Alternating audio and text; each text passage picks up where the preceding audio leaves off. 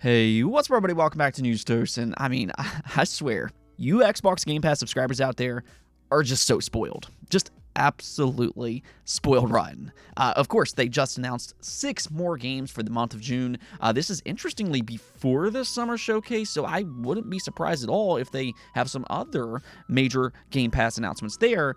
But for the first wave, it's a really good lineup of games, and we'll go over all of that in today's video. Now, also stay tuned for some Dragon Age and Square Enix news as well, because we got some really exciting updates for them. But yeah, let's just go and get right into this Game Pass news, and check this out. They just announced the first wave of June, which includes Izanzo, Octopath Traveler 2, The Callisto Protocol, Still Wakes the Deep, and then lastly, Depersonalization. Now, I think this is a great lineup of games for multiple different reasons, and to top that list is Octopath Traveler 1 and 2. Now, I will say I do like the sequel a lot better than the first game. I think the first is still really good and everything if you like retro JRPGs, because it really has some of the best turn-based combat around, but I think in terms of its story, its characters, and just how everything fits together to make one cohesive game, I do prefer the sequel because it feels more connected.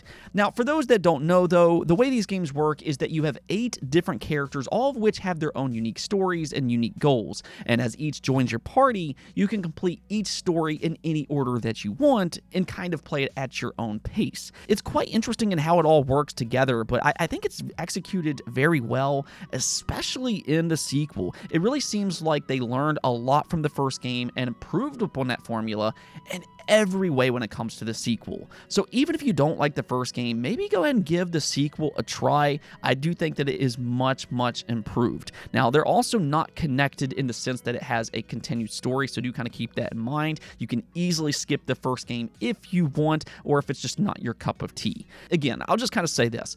Don't sleep on Octopath Traveler 2. In my opinion, I really do believe it's one of the best modern JRPGs, and with those HD 2D visuals, it is just so stunning to see in motion. Here's the great news though. Both of these games are available on Xbox Game Pass right now. They just kind of shadow dropped them, so you can go ahead and download them at any time and play them as soon as you want.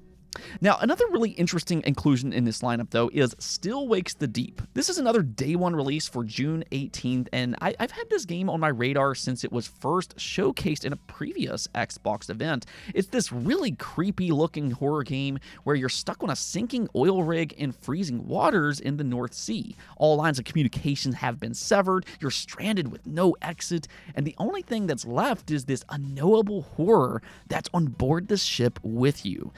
I think if anything else, I like the idea of this game, and I really like its atmosphere. I do think that there's some potential for it to be a standout horror experience. If anything else, we'll see, because that's the great thing about Xbox Game Pass. This being a new IP from a smaller studio, a lot of people might have overlooked it otherwise, but with it being included in Game Pass day one, that really takes some of the risk away from a fan's perspective, and you can now at least try it and see what you think about it yourself. That's personally my favorite thing about Game Pass, because it really has introduced me to a lot of games that I wouldn't have played otherwise, and who knows, Still Wakes the Deep could be another one of those welcome, albeit scary, surprises. Speaking of scary, though, I think the Callisto Protocol is another great inclusion for Game Pass. This is a huge AAA game from the Dead Space creator. This was actually built as a spiritual successor to Dead Space, and there was initially a lot of hype for this game, but after it got mixed reviews, a lot of people were kind of put off from trying it out, and it really struggled on the open market. This was originally a full-priced $70 game on the PlayStation 5 and the Xbox Series after all.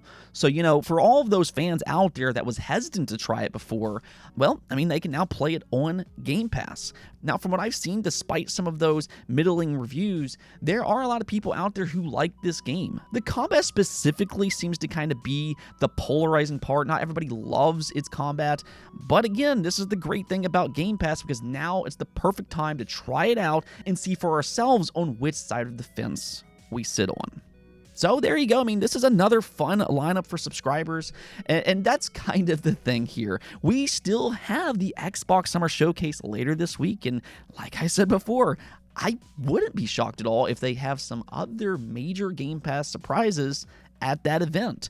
As one such example, we've heard that Activision Blizzard could possibly drop some of their games as early as this month. Maybe we could get some of those older Call of Duty games. There's Crash Bandicoot and, of course, Spyro as well. There's a lot of possibilities. And if there's any truth to those rumors, we'll see.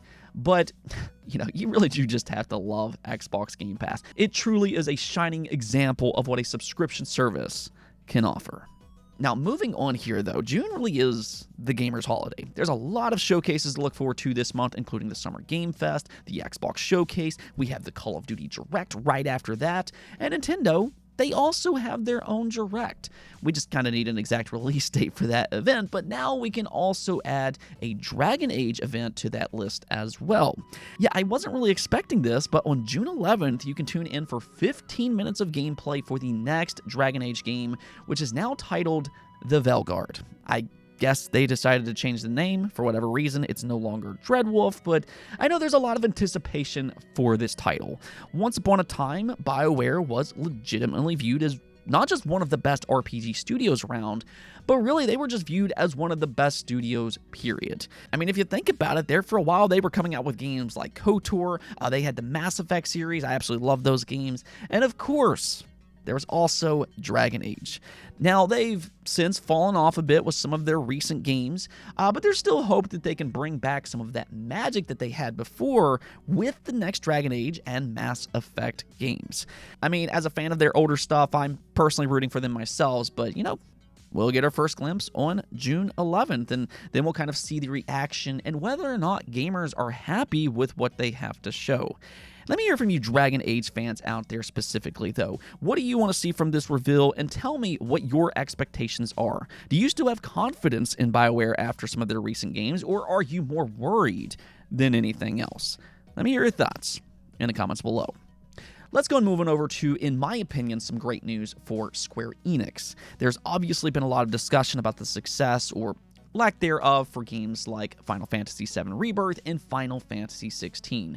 But I think in terms of sheer quality, there's no question about it. Both of these are great games. Now, I will say that Final Fantasy XVI is a little bit more divisive in terms of its gameplay, or actually, I'll just kind of say it's more divisive when it comes to its genre. It is much more of an action game, akin to something like Devil May Cry, more than it is an RPG. And that's not what everybody necessarily wants for a Final Fantasy game.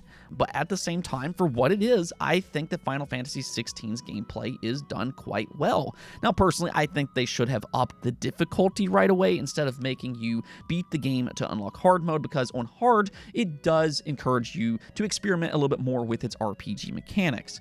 But ultimately, I do still think that it's a fun game, and to me, the story is really where this game is special. I personally think that it has one of the best stories for any Final Fantasy game out there. So I thought overall, they did a good job with this game, and that's what I want to talk about here. Final Fantasy XVI was handled by Creative Business Unit 3, which is led by Yoshi P, and of course they also work on Final Fantasy XIV. Well, after they finished Final Fantasy XVI, there's been a question about what will happen to this team, and we now have our answer.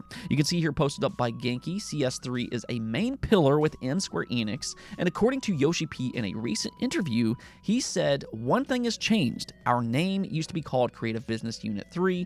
That has now become Creative Studio 3. Other than that, absolutely nothing has changed. I haven't had to lay off any people, and the current team is unchanged. We are even in the process of hiring new staff. The company has high expectations for our division. It is one of the main pillars of Square Enix. There is no chance of them cutting back on us or investing less. We will continue to work just as hard on the game, so players need not to worry." Now, I think this is very welcome news after we've heard about, various different cancellations with Square Enix, and I think it's a smart move by them as well. Final Fantasy XIV has been a huge success for Square Enix, and Creative Studio 3 has really proven that they can make high-quality single-player games as well. So they can do more than just MMOs. They have a lot of potential here, and, they can be one of their star studios for a long time coming with the right amount of support, and it sounds like Square Enix very much sees that themselves. They are supporting the studio, and it sounds like they're actually investing more into them and not less. Anyways, that's going to be it for this video, but I do hope everybody enjoys the Summer Game Fest, which goes live tonight. But until next time, peace out.